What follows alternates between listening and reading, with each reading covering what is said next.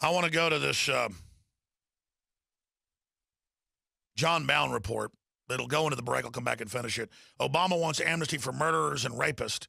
Just to talk about what's really going on. How above the law, I'll launch wars if I want. Above the law, open the borders. Above the law, I'll shut down your power plants. I'm above the law. I'm above the law. I'm above the law. And the people that are above the law, that have the IRS persecuting people and have been caught lying about it, now they're going to go out and put Dinesh D'Souza in prison at a re-education camp. Therapeutic therapy. Psychological therapeutic therapy. Here it is. Here's the report. New York, Los Angeles, and Chicago have formed a big city coalition to grease the skids for illegal immigration in the United States. This coalition will push our tax dollars along with big corporate donations towards a greater voting procedure, educational assistance, and microloans for illegal immigrants. They are going full steam ahead with a cloud pivot-induced privileged society that is already destroying the American middle class. The NSA tracks the movements, phone calls, and emails of every U.S. citizen, but we can't know where these illegals are as they continue to miss their immigration hearings by 90%. So where are they? Apparently, a growing number of them have been flooding the southeast of the United States, and they are raping the children of these communities at an alarming rate. A spokeswoman for the Davidson County Sheriff's Office said USAID was in this country illegally. Gurau Aguilar faces 3 counts of aggravated sexual battery of a person under the age of 13. Jacobo Gurau faces 1 count of rape of a person under the age of 13. Police believe 19-year-old Sergio Perez, an illegal immigrant, attacked the woman in her home Sunday. 418 children were raped by illegals in the state of North Carolina in the month of August 2014 alone.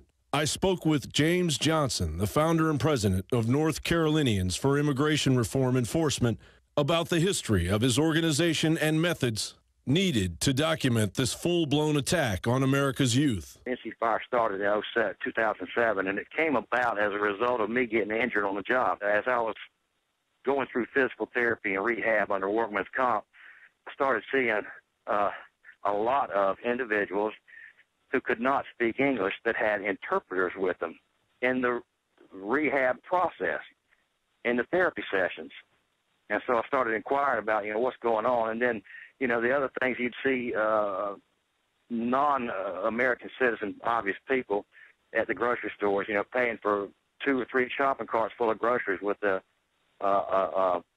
food stamp card and then buying, the last cart's full of alcohol and they're paying for that with wads of cash. And then I started noticing, crime in this newspaper report, crime on this television report here, about Hispanic hyphenated surname individuals creating crimes.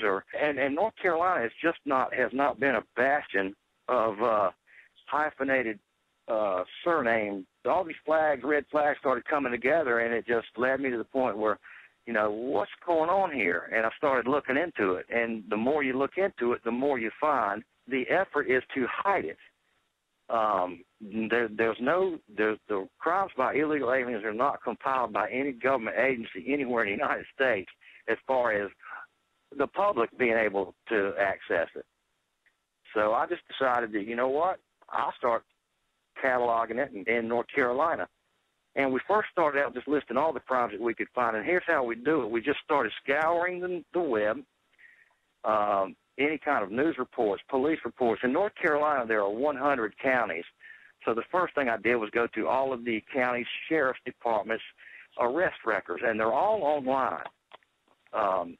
And then we started going through all of the, like TV station websites, newspaper websites, radio station websites. They'll have a crime section there on every one of those. And obviously, in every county, there are cities and towns and municipalities that have their own police agencies.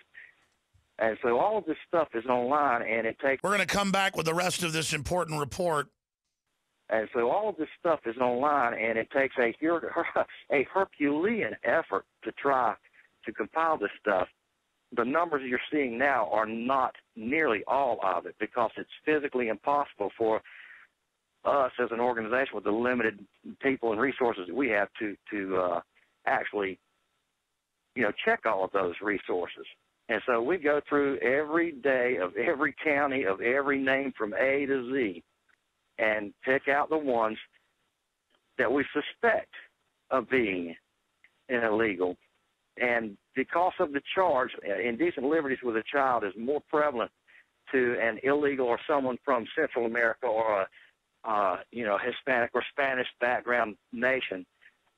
Now, that's not to say that Americans don't do it too. However, that's right. It's socially acceptable. Once we get the court date, it has the arrest record number, the court docket number, and we take that number and go to the specific county where the person was arrested and get that agency's police report.